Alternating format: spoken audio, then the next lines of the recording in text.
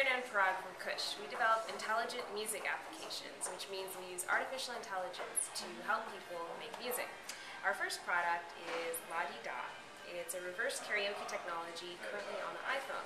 And the way this works is you sing into Ladida. It's very simple. You just press the red record button, start singing, and it'll analyze what you're singing and compose music to match.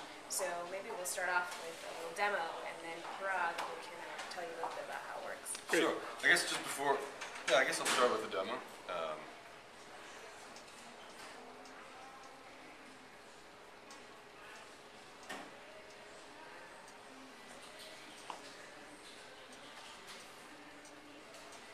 We are la-di-da.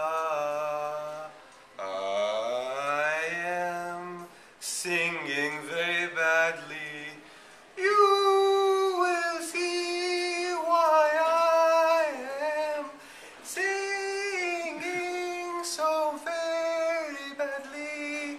For now, just let la-di-da do the rest. So, I'm singing about as freely and poorly as you possibly can to make a point. Basically what we're trying to do with Ladida is democratize music making and give like that experience of what's that thrill you get when you're playing an instrument. Like why is it you always are singing along to your iPod or drumming on the desk or wailing on your air guitar.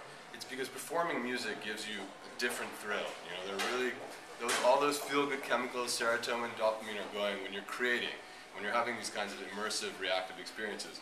And that's what we're trying to do here with Ladida. We are la-di-da. I am singing very badly.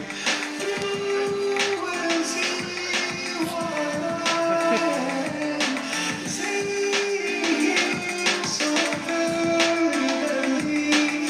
For now, just let la-di-da do the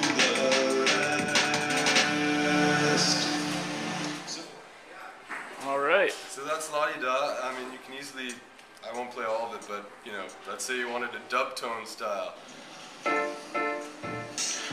We are Ladida. I am singing very bad. So the idea is that we're using AI to sort of understand what you're doing. So the way it's doing it is, it's reacting to what you're singing. It's not just some kind of preset loop or pre-recorded music.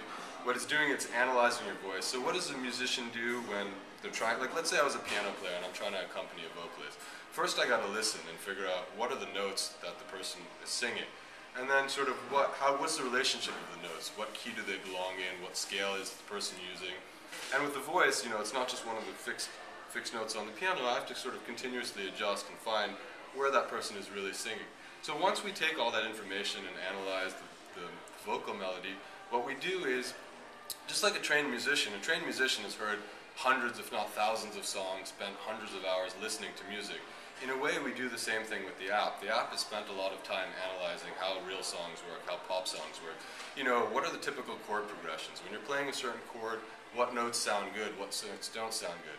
Once it has an idea, like it sort of develops its kind of musical brain to have an intuition about how a song works, it takes the vocals that it's heard and says, okay, well, what's the best way I can fit a chord progression over it? What's the best chord progression for this thing that I've just heard?